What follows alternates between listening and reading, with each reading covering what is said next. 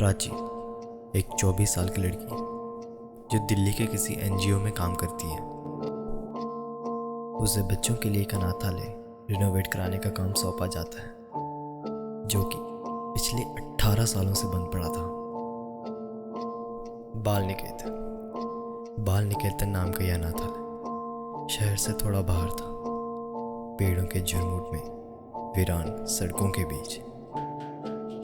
वो अकेली वहां पहुंचती है और वहां पे एक बूढ़े केयरटेकर से मिलती है, जो उसे बस इतना कहता है, जो बातें सुनी नहीं जाती वो आवाजें सबसे तेज चीखती है। प्राची अंदर जाती है। धूल से भरा हॉल, फटी हुई पेंटिंग्स, टूटी हुई कुर्सियां, लेकिन एक कमरा बाकी सबसे साफ था। कमरा नंबर 11।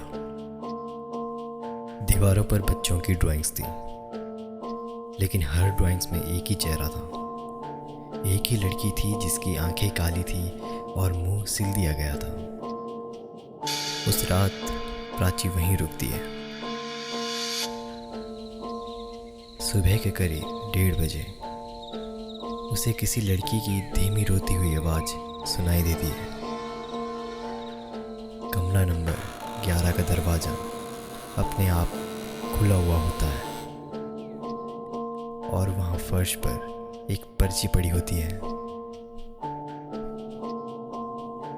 क्या तुम मेरी आवाज सुन सकती हो? हर रात प्राची को अजीब सपने आने लगते हैं। एक बच्ची को बाकी स्टाफ मारते हुए, उसका मुंह दबाते हुए और सब उसे गूंगी कर पीटते हैं। एक दिन सपना नहीं, उसके हाथों पर असली खून लगा हुआ होता है। वो लाइब्रेरी के रिकॉर्ड्स देखती है और वहां 2006 की एक फाइल मिलती है जिस पर लिखा था मौत।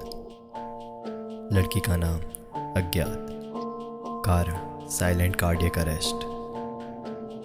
लेकिन नीचे लाल स्याही से किसी ने लिखा था उसकी मौत नहीं हुई थी। कमरे में अब चीजें अपने आप हिलती हैं, लाइट्स फटती हैं और हर दरवाजे के पीछे उसे वही बच्ची दिखाई देती है बिना मुंह के, जो उसने पेंटिंग में देखी थी। वो चीखती है लेकिन आवाज नहीं आती।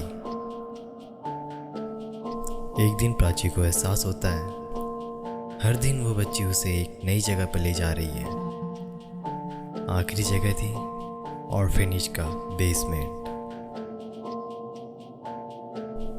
वो नीचे जाती है। दीवारों पर खून से लिखा है, सुनो मुझे, प्लीज सुनो मुझे।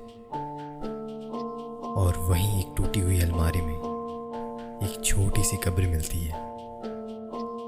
वो खुदाई करती है और वहां से एक छोटा सा कंकाल और साथ में एक खिलौना निकलता है। एक कागज पर नाम लिखा है प्राची।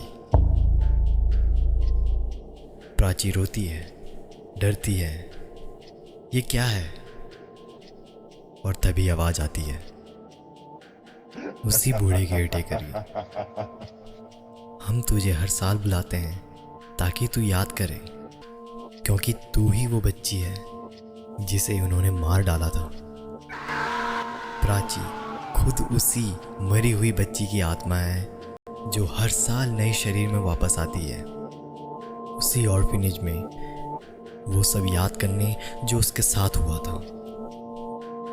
लेकिन जैसे ही उसे सब याद आता है वो जलने लगती है और आखिरी चीख में गायब हो जाती है।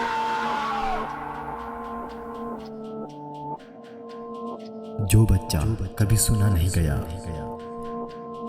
उसकी सजा हर साल कोई और भुगतता है।